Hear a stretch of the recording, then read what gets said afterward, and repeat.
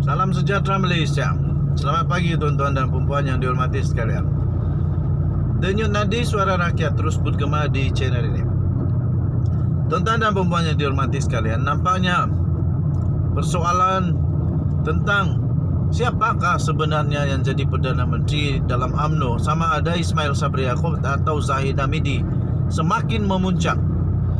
Kerana apa? Sentimen ini boleh menyebabkan Barisan Nasional kalah. Sentimen ini boleh menyebabkan UMNO kalah teruk. Kerana kiranya tidak dapat diyakinkan oleh mereka, rakyat, kalau tidak dapat diyakinkan oleh mereka bahawa yang betul-betul Perdana Menteri adalah Ismail Sabri, rakyat akan berbelah hati untuk sama ada mau undi UMNO BN atau tidak.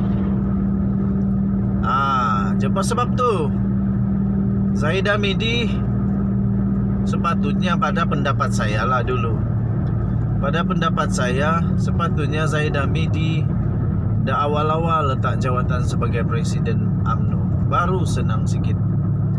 Tapi kerana dia tak letak jawatan sebagai Presiden UMNO, dan sampai sekarang susah. Sekarang boleh jadi salah satu senjata untuk menyerang UMNO BN dalam kempen ini adalah perkara inilah, iaitu sebenarnya retorik konon-kononnya bukan Ismail Sabri yang jadi Perdana Menteri, tapi Zahid Hamidi. Terbaru ini, akhirnya Ismail Sabri tampil dengan penjelasan yang pasti akan buat Zahid Hamidi pening kepala. Kalau Zahid Hamidi ada hati mau jadi Perdana Menteri. Tapi kalau Zahid Hamidi tiada hati mau jadi Perdana Menteri, tiada masalah lah. Tapi kalau dia ada sedikit hati untuk mau jadi Perdana Menteri, memang sudah selesailah lamunanmu, wahai Zahid. Bolehlah kata-kata lamunan terhenti selama-lama, bukan sejenak ini. Okey. Ismail Sabri mengumumkan bahawa PAU dah putuskan dia jadi Perdana Menteri. Dia kata PAU dah putuskan saya PM. Ini memang satu ingatan khusus kepada mereka yang ada hati mau jadi Perdana Menteri, bahawa Ismail Sabri tidak akan melepaskan jawatan Perdana Menteri itu, kerana di dalam PAU sudah pun diputuskan bahawa Perdana Menteri adalah Ismail Sabri. Tapi itu di PAU.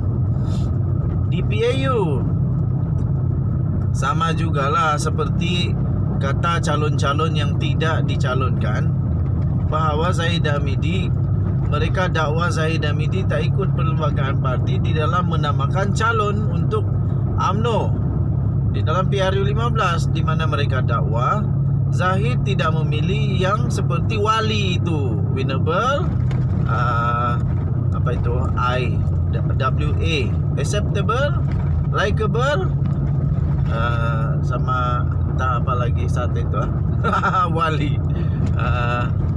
Yalah, itulah bah. Jadi diorang bilang Zahid tidak ikut perlembagaan. Jadi di dalam PAU, kalau pun keputusan sudah dalam PAU, Zahid tetap presiden. Dia masih ada kuasa untuk buat keputusan. Jadi tuan-tuan dan puan, kita harap semoga betul-betul lah Ismail Sabri jadi Perdana Menteri. Menegaskan isu siapa Perdana Menteri daripada Barisan Nasional selepas pilihan raya umum ke-15 tidak sepatutnya muncul. Demikian kata Datuk Seri Ismail Sabri Yaakob, yang berkata adalah jelas bahawa beliau telah pun diputuskan oleh parti sebagai wakilnya, iaitu yang diwakilinya untuk menjadi Perdana Menteri. Baguslah kalau betul. Harap-harap betul lah. Saya fikir perlu dibuat black and white lagi, baguslah. Berkongsi rentetan yang membawa kepada keputusan itu, Perdana Menteri ke-9 itu berkata, Majlis Tertinggi UMNO telah membuat keputusan sebulat suara bahawa beliau adalah calon Perdana Menteri selepas BN memenangi PRU 15, dan kemudiannya keputusan itu dibawa ke mesyuarat Majlis Tertinggi BN dan semua komponen parti bersetuju dengan pencalonan berkenaan, katanya. Tanyalah kepada Ismail Sabri. Saya pun setuju. Saya jauh lebih setuju Ismail Sabri jadi Perdana Menteri dibandingkan dengan Zahid Hamidi. Kenapa? Sebab Zahid ada kes mahkamah. Kenapa pula tidak boleh jadi Perdana Menteri? Kalau tiba-tiba Zahid kalah di mahkamah, tiada lagi Perdana Menteri, tukar lagi, nanti masalah lagi, tidak lagi stabil balik politik, lagi susah. Bagus terus pilih yang terus stabil.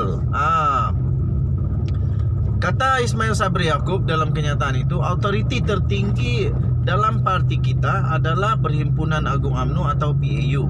Dan PAU juga sebulat suara telah memutuskan saya, katanya, sebagai Perdana Menteri. Kata Ismail Sabri yang juga adalah Naib Presiden UMNO. Tahniah diucapkan. Jadi harap-harap Zahid Hamidi dapat ingat bahawa PAU itu telah mencalonkan Ismail Sabri sebagai Perdana Menteri. Jangan sudah selepas pilihan raya, kalau BN UMNO menang, tiba-tibalah ada orang lain selain daripada Ismail Sabri yang jadi Perdana Menteri. Okey. Menurutnya dalam mesyuarat perwakilan bahagian UMNO baru-baru ini, 156 bahagian daripada 190 bahagian yang boleh bermesyuarat telah membuat usul mencadangkan beliau sebagai calon Perdana Menteri selepas PRU15. Saya pun fikir jugalah, bikin apa juga kasih calon si Zahid kah, Tomatasan kah, bikin apa juga pengundi takut sangat diorang yang jadi Perdana Menteri kalau belum tentu diorang menang pun. Termasuk Ismail Sabri pun belum tentu menang. Jadi kalau tiba-tiba kalah, macam mana juga mau jadi Perdana Menteri? Dia mesti menang di parlimen yang dia bertanding. Kalau dia kalah, lugai-lugai lah. Tiba-tiba Zahid menang, Ismail Sabri kalah, Zahid juga yang jadi Perdana Menteri. Begitulah jadinya. Tapi pada pendapat saya, bukan mudah kali ini untuk dapat majoriti. Sama ada majoriti mudah kah, majoriti 2/3 kah, tidak senang kali ini. Tidak senang lah, sebab semua tempat ada sentimen yang berbeza-beza, sentimen yang menyokong, menolak, macam-macam lah yang terjadi. Kita tunggulah apa keputusannya pada 19 hari bulan ini. Kita tahu sudah itu siapa yang memerintah Malaysia. Adakah yang sama ataupun lain, ataupun akan ada gabungan terpaksa sebab tidak ada majoriti. Kita jumpa lagi.